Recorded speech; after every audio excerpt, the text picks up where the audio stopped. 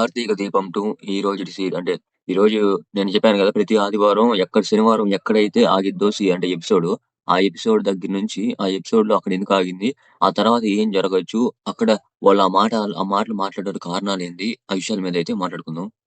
అదేంటంటే నిన్న ఎక్కడ ఆగిందంటే జ్యోత్స్న, పారిజాతం అయితే నిన్న మాట్లాడుకుంటా ఉన్నప్పుడు జ్యోత్స్న వారసురాలు గురించి చెప్పే టయాన, ఇంకొకటి ఏంది సుమిత్ర దీప దగ్గర బాగా చూసుకునే టయాన, మళ్ళా ఇంకొకటి స్వప్న కాశీతో అట్లా ఇలా అంటే కొంచెం అటు ఇటుగా ఉండేదలకి కార్తీక్ అనుమానం వచ్చింది.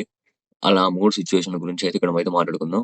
ముందలైతే అసల అంటే జోష్న గురించి, పారిజాతం గురించి మాట్లాడుకుందాం. ఈళ్ళ గురించి మాట్లాడుకోవడానికి ఒక విషయం అయితే ఉంది. ఎందుకంటే పా జోష్నకి దీపే వారసురాలని తెలుసు. కానీ బయట పెట్టట్లేదు. ఎందుకు బయట పెట్టట్లేదంటే తనకి కొంచెం తెలివుంది. అంటే ఏందంటే పారిజాతానికి తెలిసిన విషయం ఒకరికి నా నుంచి ఇంకొకరికి బయటపడింది. ఇంకొకరు బయట పెట్టడానికి ఎక్కువ సేపు పట్టదు. ఇంకో కారణం ఏందంటే పారిజాతానికి చెప్పిందే అనుకో.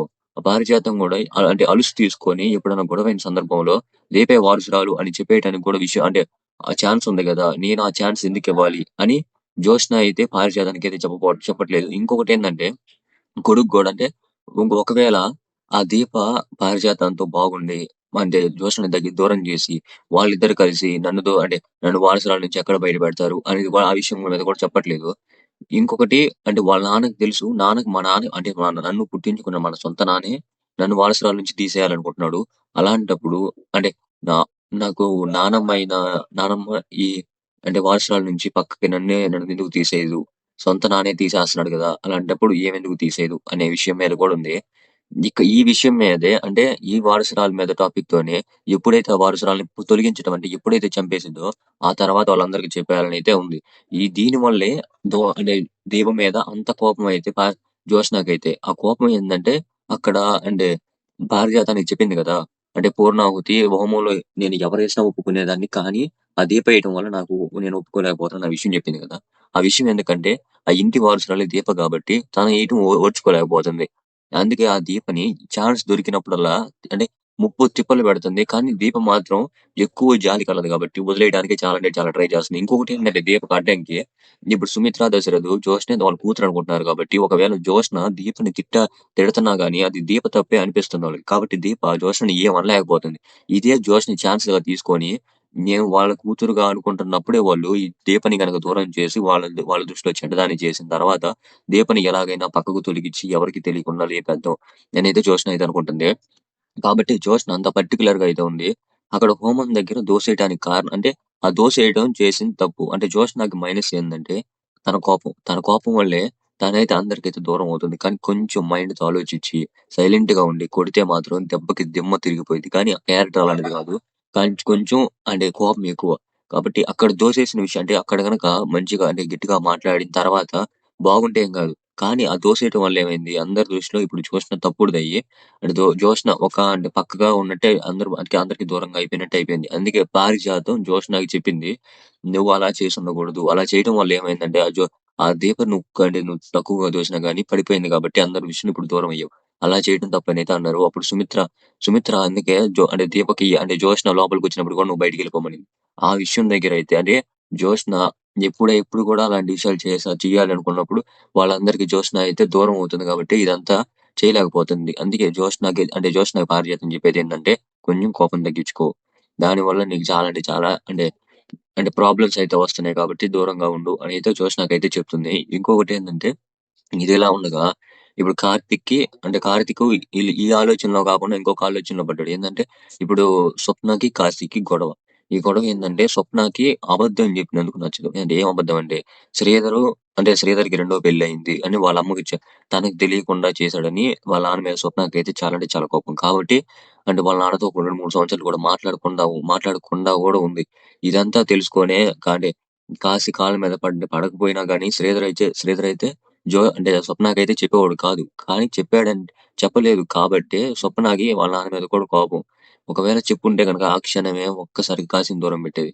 కానీ ఇప్పుడు కాశీని దగ్గర చేసుకోవడానికి కొంచెం ఛాన్స్ ఉండిద్ది. కాబట్టి శ్రీధర్ అయితే చెప్పలేదు. ఆ కారణంగానే ఇప్పుడు స్వప్నకైతే కాశీకి గొడవైంది.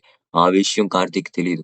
తెలియకుండా తెలీదు కాబట్టే గమ్మునున్నాడు. తెలుసుకోవాలని ట్రై చేస్తున్నాడు. తర్వాత ఎపిసోడ్‌లో ఏం జరగబోయిద్దనుకో నేను ఎక్స్‌పెక్ట్ చేసేదేంటంటే స్వప్న దగ్గరికి ఎప్పుడైతే కాశీ ఎళ్ళాడో వాళ్ళిద్దరి మధ్య మాట్లాడుకునేది కార్తీక్‌ని వాళ్ళిద్దరి మధ్య గొడవని అంటే తగ్గియాలని ట్రై చేస్తాడు. కానీ వాళ్ళు అంటే తగ్గియడానికి ట్రై చేస్తే ఏమైద్ది?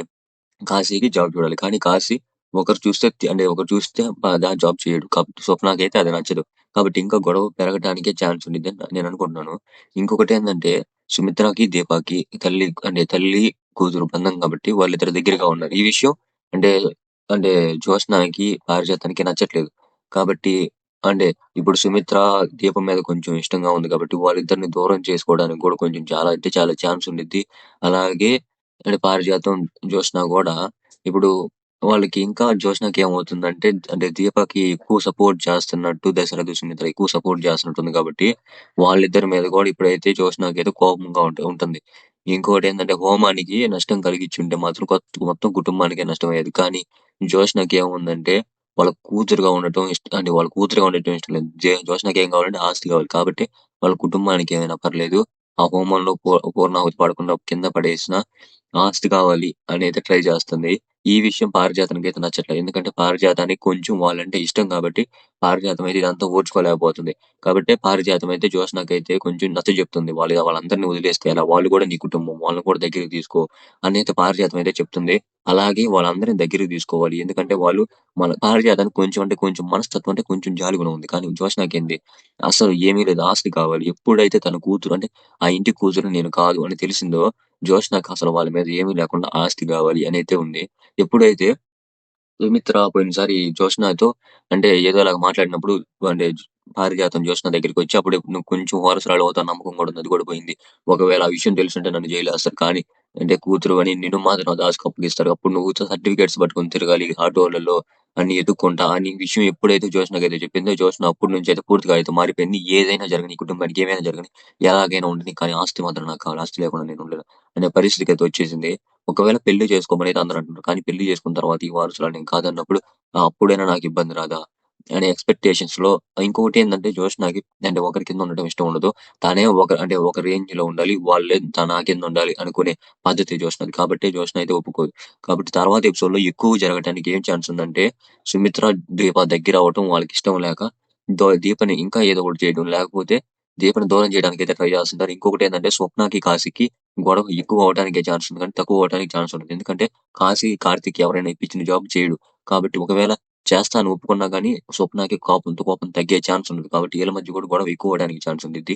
ఈ మధ్యలో కాంచన అంటే కాంచన ఇంకా శివనారాయణ వాళ్ళిద్దరి కలల్ని కలలో వాళ్ళ అమ్మ వచ్చింది కదా! అలాగే శివనారాయణకి వాళ్ళ భార్య కల్లోకొచ్చింది కదా! ఆ విషయాన్ని ఎదురుకెదురు చెప్పుకోవాలనుకున్నారు. కానీ పోయిన ఎపిసోడ్‌లో అది జరగలేదు. కాబట్టి ఈ ఎపిసోడ్‌లో దాన్ని కూడా జరిగి ఇంకా దానివల్ల ఏమన్నా దానివల్ల ఏమన్నా ప్రాబ్లమ్స్ ఉన్నాయా? ఏమన్నా ఉన్నాయా? అని తెలుసుకునే ఛాన్స్ కూడా ఉంది. కాబట్టి వచ్చే ఎపిసోడ్ చాలా అంటే చాలా ఇంట్రెస్టింగ్‌గా ఉండిద్ది. ఆ ఎపిసోడ్ ఎక్స్‌ప్లనేషన్ గనుక చూడాలంటే పొద్దున్నే గనుక ఎమ్మటనే గనుక అది పెట్టినెమ్మటే అంటే 6:30కి చూడాలంటే ఖచ్చితంగా రాత్రి కాదు సాయంత్రం కాదు. ఉదయం 6:30కి చూడాలంటే ఖచ్చితంగా సబ్స్క్రైబ్ చేయండి. బెల్ ఐకాన్ ఆన్‌లో పెట్టుకొని ప్రెస్ చేస్తే సరిపోదు. లైక్ బటన్ ప్రెస్ చేయండి. చాలా మందికి రీచ్ అయ్యి, చాలా మందికి ఇన్ఫర్మేషన్ రీచ్ అయ్యి, అలాగే వాళ్ళ నుంచి నాకు కూడా సపోర్ట్ రావడానికి కూడా ఛాన్స్ ఉంది.